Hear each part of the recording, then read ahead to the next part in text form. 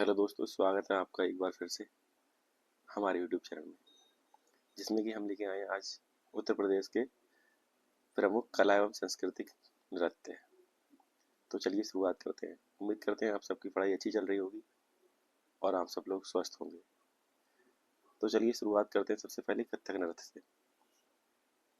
भारत की प्रमुख नृत्य शैलियों में से एक कौन सा है? वो है कथक। और नंबर 2 का क्वेश्चन है, कथक शब्द संस्कृत के किस शब्द से मिलकर बना है? तो इसका आंसर है कथा शब्द से। कथा शब्द का अर्थ क्या है? कथा शब्द का अर्थ होता है कहानी।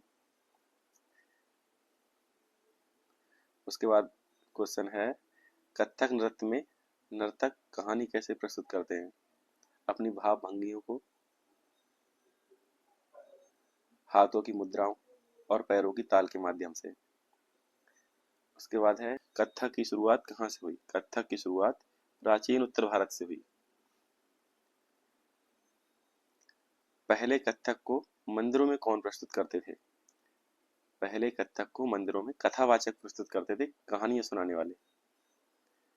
कथा कथावाचक नृत्य और संगीत के माध्यम से क्या दर्शाते थे? भगवान श्री कृष्ण की लीलाओं का वर्णन करते थे। कथक नृत्य में दरबारी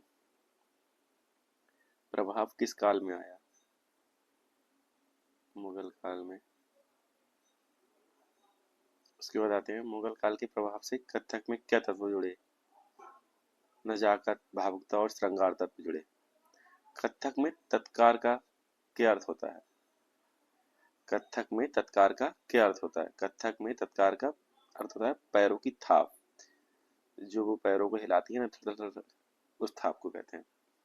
कथक में क्या महत्वपूर्ण होता है? पैरों की जटिल ताल।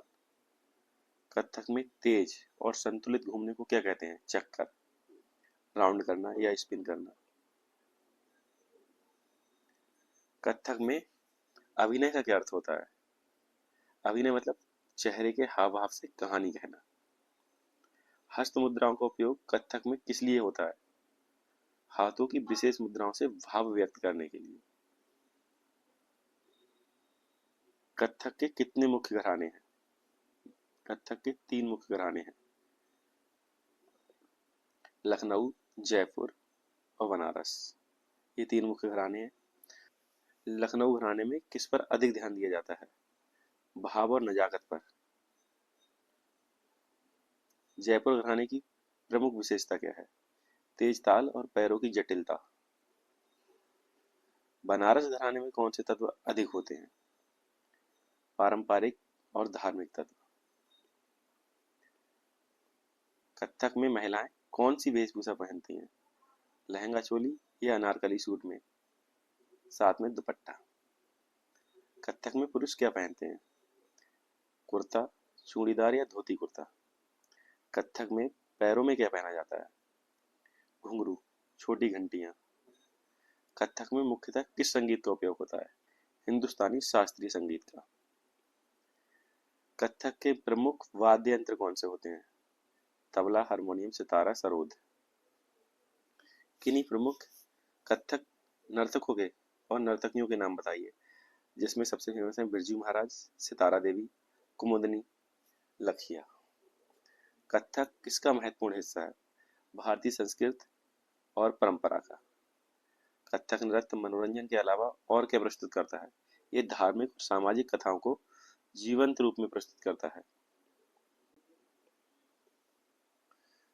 तो मेरे ख्याल से जितना हमने कथक नृत्य के बारे में आपको बताया, उतना कोई नहीं बताएगा और इससे बाहर कथक से कोई भी क्वेश्चन नहीं जाएगा। तो उसके बाद हम आते हैं रासलीला पर। क्या है रासलीला? वह दिव्य घटना है जब श्री कृष्ण ने वृंदावन में गोपियों के साथ नृत्य किया था। रासलीला में हर गोपी को क्या अनुभव होता है? हर गोपी हर गोपी को ऐसा अनुभव होता है कि जैसे कृष्ण केवल उनके साथ ही हैं। रासलीला का मुख्य स्थान कौन सा माना जाता है? वृंदावन। रासलीला किस समय की घटना है? शरद पूर्णिमा की शरद पूर्णिमा की रात, यानी कि चांदनी रात की। रासलीला में गोपियों का प्रेम किसका प्रतीक है? निस्वार्थ प्रेम और पूर्ण समर्पण का। रासलीला में गोपियां किसका प्रतिनिधित्व करती हैं? आत्मा का। रासलीला में कृष्ण किसका प्रतिनिधित्व करते हैं? परमात्मा का। रासलीला किस प्रकार के प्रेम को दर्शाती है? सांस्कारिक प्रेम से अलग, दिव्य प्रेम को, माया से परे प्रेम को। आज भी रासलीला का मंचन कहाँ किया जाता है? मथुरा और वृंदावन में। रासलीला के मंचन में कलाकार किसकी भूमिका निभाते हैं? भगवान कृष्ण और गोपियों की। रासलीला का नृत्य नाटक किन चीजों में भरपूर होता है?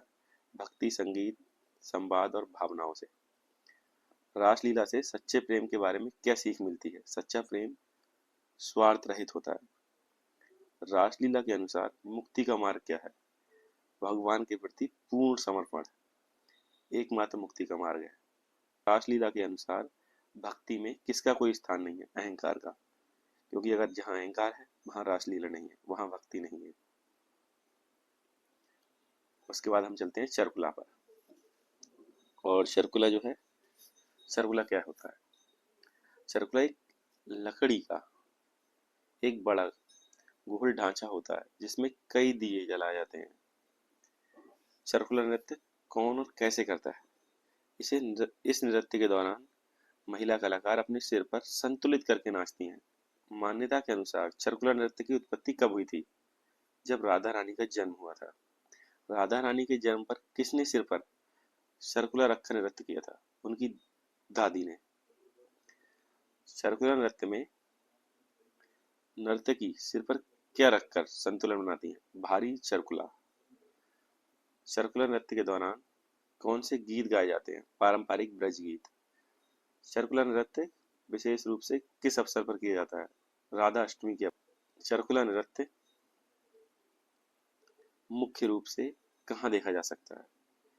चरकुला नृत्य ब्रज क्षेत्र के गांवों में, धार्मिक आयोजनों में, खासकर बरसाना में देखने को मिलता है। बरसाना को किसकी जन्मभूमि के नाम से जाना जाता है? राधा रानी की। उसके बाद हम जाते हैं कजरी पे। और कजरी शब्द किस शब्द से जुड़कर बना है? कजरी शब्द जो है कजरा शब्द से या काला रंग से बना है। कजरा किसका प्रतीक है? कजरा है सावन के काले बादलों का प्रतीक। कजरी नृत्य और गीतों में किसका सुंदर चित्रण होता है? विरह का, प्रेम का, बारिश की भावनाओं का।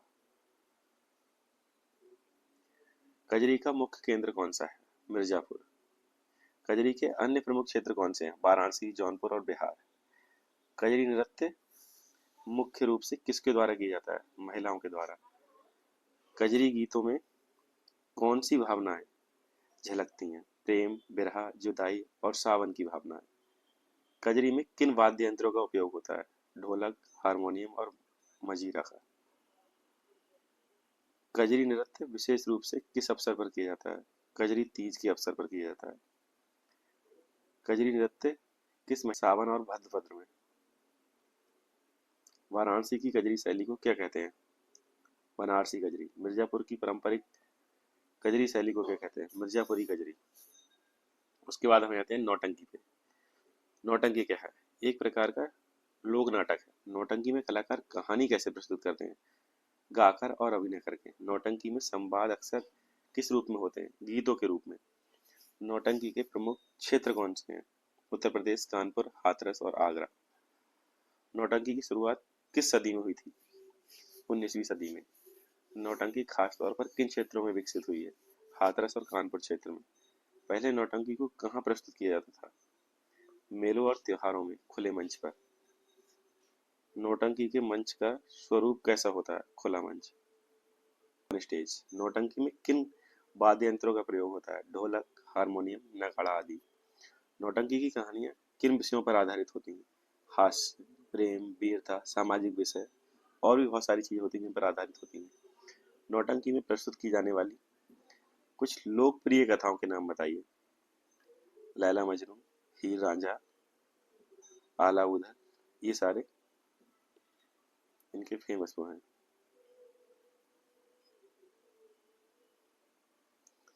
उसके बाद आ जाते हैं वर्तमान में नौटंकी की लोकप्रियता किस कारण कम हुई है? ये हुई है टीवी और इंटरनेट के कारण। क्या आज भी नौटंकी की परंपरा जीवित है? हाँ, कई स्थानों पर यह परंपरा जीवित है, सांस्कृतिक कार्यक्रम में प्रस्तुत की जाती है। तो उम्मीद करता हूँ साथियों ये वीडियो आपको अच्छी लगेगी, और अगर आपको अच्छी लगे तो प्लीज़ हमें बताइए कि आने वाली वीडियो किस टॉपिक पर लेकर आएँ, और चैनल को सब्सक्राइब कर दीजिए। धन्यवाद।